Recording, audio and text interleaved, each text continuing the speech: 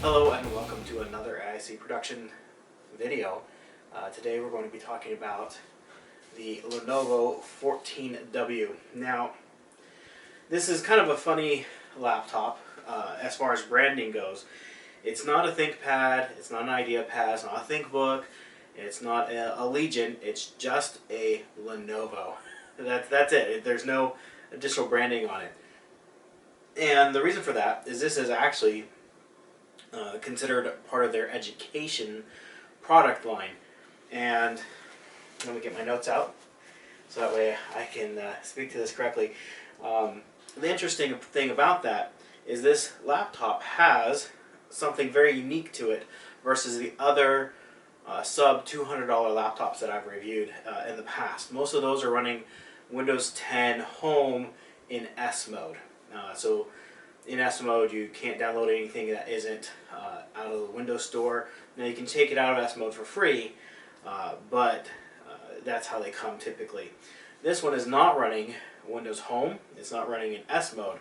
It's actually running Windows 10 Professional Education. So there's some special things about education. I wrote them down so I wouldn't forget. They disable Cortana, tips and tricks and suggestions. It also disables store suggestions. And I think that's great. I mean, some of those are some more annoying things. You know, if you go through and there's a Windows update and all of a sudden you have a new icon in your start menu for some dumb game that you were never interested in to begin with, this doesn't do that. The education version of Windows 10 Pro doesn't do that on you. And you typically turn off Cortana anyways on all the laptops I use. And the tips and tricks are something I don't need. So that is actually something I really like about this laptop. Especially if it's something I'm going to be giving to my kids or something like that here at the house, so that they don't go through and are tempted by those. So that's something very unique about this laptop. And the thing is this laptop is at the time I purchased it, $180 on either Amazon or Lenovo's website. I'll put a link in the description if you're interested in it. But that version of Windows 10 Professional is quite expensive. It's almost the cost of the laptop, depending on where you buy it at and what kind of deal you get on it. So, things I like about this system is it's a very smart looking laptop. It's black. The top case is actually metal. The rest of the laptop is plastic. But I think overall, it's a very nice looking laptop. Some of these laptops that are in that sub 200 category when they're new, look it. They look cheap. They look very plasticky. It comes to mind the Dells. The Dells look very cheap and they stand out. And you can get ones in fun colors, things like that, but they never look anything more than a very cheap laptop. This, on the other hand, with its metal top, it's black plastic, it's brushed metal look. This is just plastic, but it's kind of that brushed metal look. Plastic on the inside looks more professional, looks cleaner, is just an overall more clean style of laptop. It's not fancy, it's not in your face. It just looks like I need a laptop, here's a laptop, and I'm good to go. It has this nice little Lenovo branding here on the side, and overall it's nice and thin, it's fairly lightweight, and it's just a nice looking laptop. It is heavier than you would expect it to be in this category, and that's because it has a huge battery, and the battery lasts forever on this thing. It lasts many hours, which a lot of these other laptops in this category have much smaller batteries, less than half the size of the battery in this laptop. So another really good thing about this laptop is it has an excellent battery life. The keyboard on this laptop is pretty good. It's definitely not a ThinkPad level of keyboard, and in some ways I don't think it's quite as good as like an IdeaPad, because those are nice, crisp, short throws. This is definitely more of a cheaper keyboard, but it's still a Lenovo laptop, and Lenovo knows how to make good keyboards. And they haven't necessarily skimped on this laptop. It has a little bit more travel feel and is definitely something that's going to last a long time. It's meant for hard use is really what this keyboard is for in a very inexpensive laptop. And so it definitely feels better than a lot of the other sub $200 laptops. I go on about this a lot. I really don't like Dell keyboards. I do like HP keyboards for the most part, but Dell keyboards are pretty awful.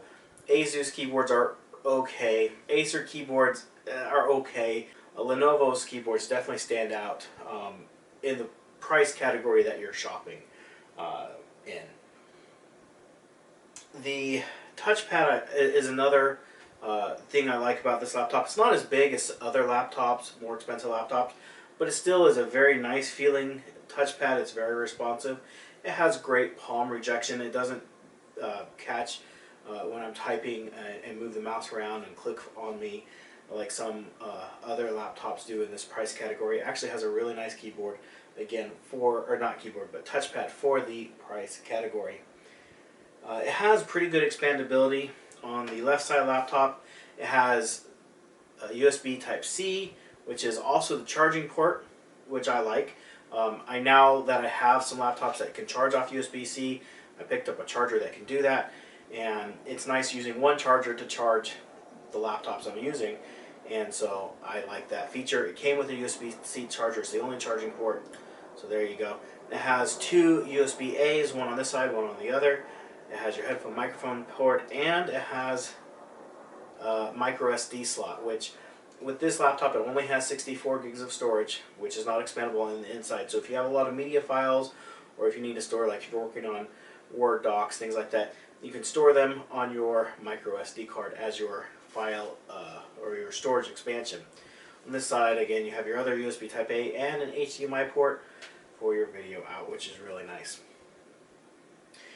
This laptop has a great screen. So most of these laptops in this price category, just regardless of the size of the screen, whether it be an 11, 13, or 14-inch screen, are a 1366 by 768. This actually has a 1080 screen, so 1920 by 1080, twice as many pixels. This is an IPS screen. It looks really nice, especially on this size of laptop. Once you get above that 12 or even once you hit 13-inch screens, if you're not running a 1080 screen, you're going to see those pixels. You're going to see, you're not going to have very good viewing angles. So having the screen on here is a really nice addition and something kind of unexpected in this price range. It doesn't get as bright as I would like it to, but it's okay. Again, we're working in a budget, working under $200, and for this nice of a screen, I will give up some brightness for it in this category. Another great thing that Lenovo has been definitely improving on in this category of laptop is their sound quality. I've had ThinkPads for years, and every ThinkPad I've had has terrible sound quality. For as much money as you're spending on a laptop, they have not done a very good job of having good audio quality on their laptops. But in this category, again, this laptop has pretty darn good sound for being a sub $200 laptop when new. Turn the volume up all the way. You're not going to get a lot of distortion. Sound is still fairly clear at 100% volume. You can listen to music, watch movies, and be able to hear the dialogue in the movies, hear the range of notes in the music you're listening to. Obviously, being a small thing, it doesn't have a lot of bass, but you hear the notes, you hear the quality of the sound pretty good on this laptop. Again, it's not $2,000 laptop. Sound quality is not something with a custom DAC, but on a $200 laptop, I'm quite impressed with the speakers of this system. There are some things that are some misses on this laptop.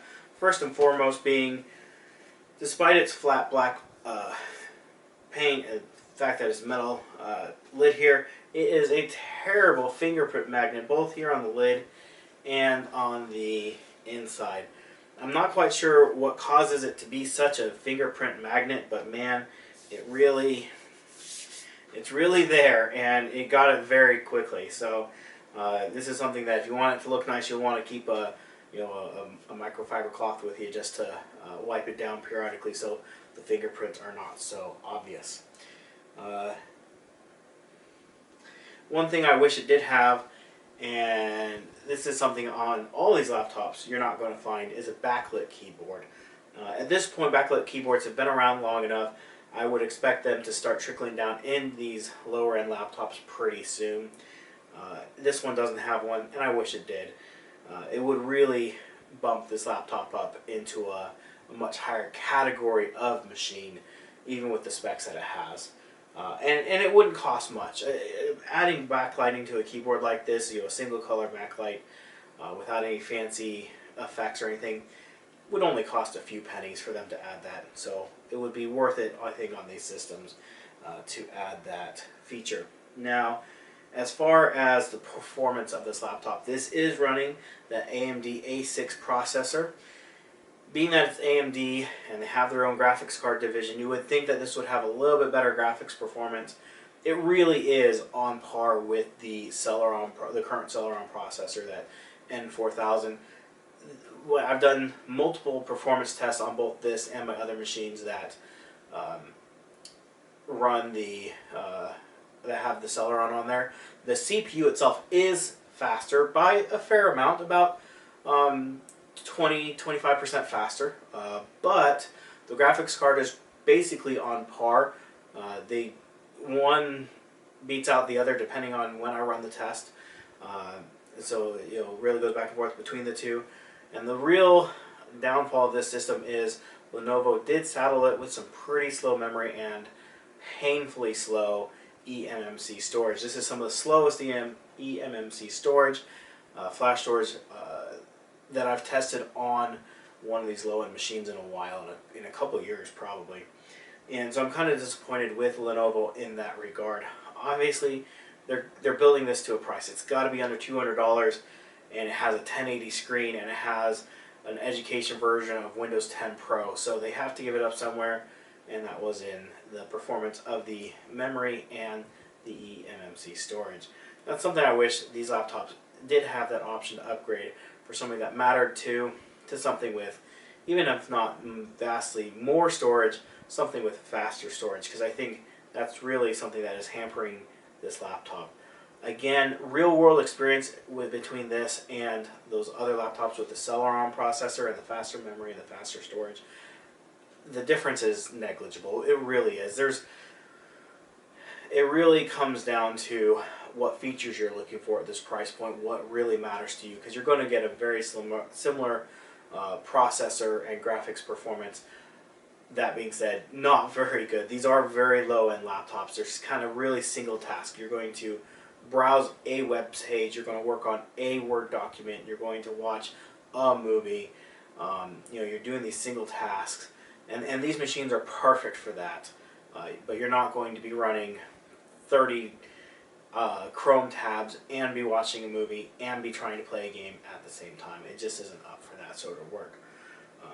So real world experience, very little difference. I think the biggest difference being that because this has to drive the 1080 screen, which has twice as many pixels as the smaller or lower resolution screens, that it does seem to be a little bit slower with the graphics sometimes, especially when switching from watching a YouTube video into full screen and out of full screen.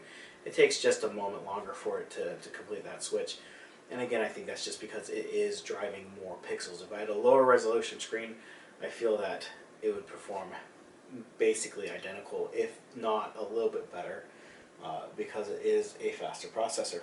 As far as the three main computers I've been reviewing, that's being this, the 14W, the 130S, and that E203MA.